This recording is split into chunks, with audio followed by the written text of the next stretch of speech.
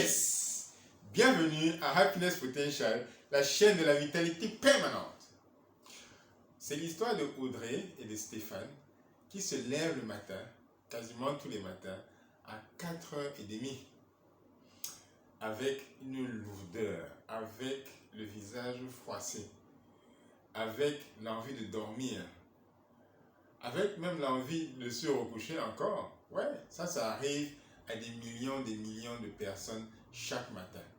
C'est cette fatigue qu'on ressent le matin. Et ça, c'est l'histoire justement de Audrey et Stéphane qui luttent contre la fatigue chaque matin. Mais, bon, malgré eux, ils doivent commencer leur journée. Mais qu'est-ce qu'ils ressentent le plus souvent? Ils ressentent quoi? L'envie de dormir. C'est-à-dire l'envie de se recoucher, de se remettre la couverture sur soi, sur la tête. La confusion. C'est-à-dire la confusion arrive à quel moment? C'est-à-dire, il y a eu un rêve, ils se rappellent encore du rêve qui s'est passé, et dans certains cas, on a envie de revivre les moments du rêve, parce que vraiment c'est idéal. Mais en même temps, on est confronté à la réalité de la journée qu'on doit affronter.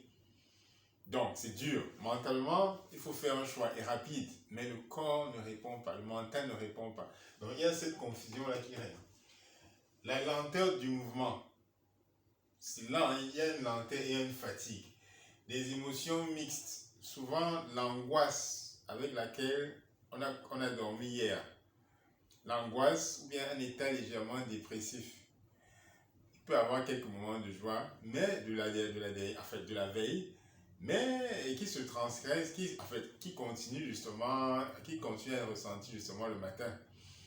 Mais le problème, c'est que Audrey et Stéphane sont confrontés à ces émotions, à cet état de lenteur et de fatigue chaque matin. Donc, qu'est-ce qu'ils font? Qu'est-ce qu'ils ont été entraînés à faire? C'est à boire du café. Boire du café. Et qu'est-ce que ça a produit après plusieurs années? Donc, le café, ça donne de l'énergie immédiatement. C'est-à-dire la caféine, ça donne de l'énergie immédiatement. Ça, ce sont les effets du café. Mais ce qu'ils ne savent pas, ce que Audrey et Stéphane ne savent pas, c'est qu'une tasse de café fait perdre l'équivalent de 2 tasses d'eau. Donc, ça déshydrate immédiatement. Il y a aussi une perte des minéraux et des vitamines essentielles pour l'énergie. Perte de magnésium, perte de potassium, perte de vitamine C, perte de vitamine B pour le système nerveux. Et parce que justement, ça déclenche la production d'adrénaline, justement, cette adrénaline-là qui est en surplus justement dans le corps et qui circule justement dans le sang. Le cœur va plus vite, la respiration est plus rapide, plus saccadée. Il y a une tension musculaire qui augmente et il y a une transpiration. Le corps commence à transpirer. Bon, pour beaucoup, le café aide à aller aux toilettes, à éliminer les déchets par les selles. Et aussi, c'est une solution minceur pour maigrir. Mais ici, minceur, parce qu'il y a l'adrénaline qui est déclenchée. Bon, c'est une minceur par défaut. Donc, pendant les années, Audrey et Stéphane utilisent cette méthode le matin. Bon, moi, en tant que nutritionniste, j'avoue, boire le café, c'est une habitude chez moi qui vient de temps en temps, parce que je fais aussi des tests. Quelle quantité de café j'ai besoin justement pour être à mon top le matin? Mais j'ai comparé le fait de boire le café avec du citron. Boire du citron, certes, c'est bien, ça donne une énergie immédiate pour commencer la journée, mais le citron, ça booste le système immunitaire. Ça nourrit les globules blancs. Les globules blancs, ce sont les soldats, c'est l'armée qui nous défend justement contre les microbes, contre les radicaux libres, contre les toxines.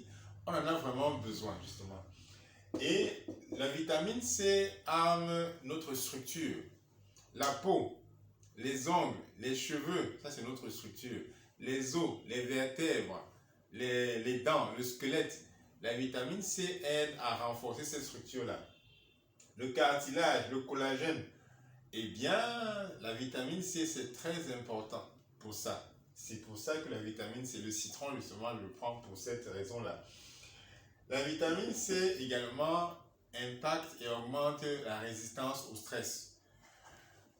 Parce que l'adrénaline qui augmente pour les buveurs de café, ça crée dans la production d'adrénaline qui est une hormone qui résiste au stress justement. Mais quand on en prend le matin, ça ne nous aide pas tellement. Mais contrairement à la caféine, le citron et la vitamine C réagissent différemment parce qu'elles nourrissent les glandes surrénales qui produisent non seulement l'adrénaline, mais aussi le cortisol, qui est cette hormone qui nous permet de résister au stress sur le long terme. Donc on résiste plus naturellement au stress quand on prend du citron. Et naturellement, le citron contenant la vitamine C est inclus dans les programmes minceurs. Pourquoi? Parce qu'elle joue le rôle de détergent. Le citron joue le rôle de détergent. Elle élimine les graisses. Donc l'action minceur du citron est différente de l'action minceur de la caféine. Donc, voilà deux ingrédients qui nous aident à bien commencer la journée, mais qui ont des effets tout à fait différents. Donc, trop de caféine longtemps, ça a des répercussions. Pour ceux dont le corps n'est vraiment pas adapté. Donc, pour moi, par expérience, le café, c'est pas trop pour moi. Bon, de temps en temps, je peux en prendre, mais pas de manière régulière. J'utilise aussi soit le citron ou soit de l'eau tout simplement. Je préfère m'en tenir à ça. Donc, voilà quelques astuces sur comment combattre la fatigue du matin.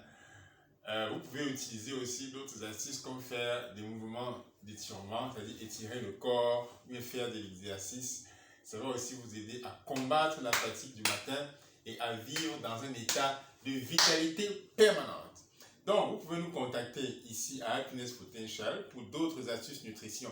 Comment organiser vos menus, comment identifier les déficiences nutritionnelles que vous avez dans votre corps et comment vous accompagner lorsque vous avez des malaises chroniques, les maladies chroniques.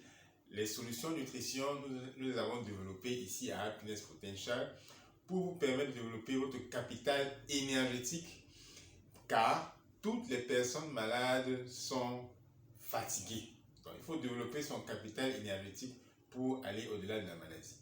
Donc, nous avons un arsenal de recettes, nous avons un arsenal de produits nutritionnels et un arsenal de stratégies, même psychologiques, qui sont boostés par les nutriments. Ok, ça c'est les conseils Happiness Potential pour la vitalité permanente. À bientôt.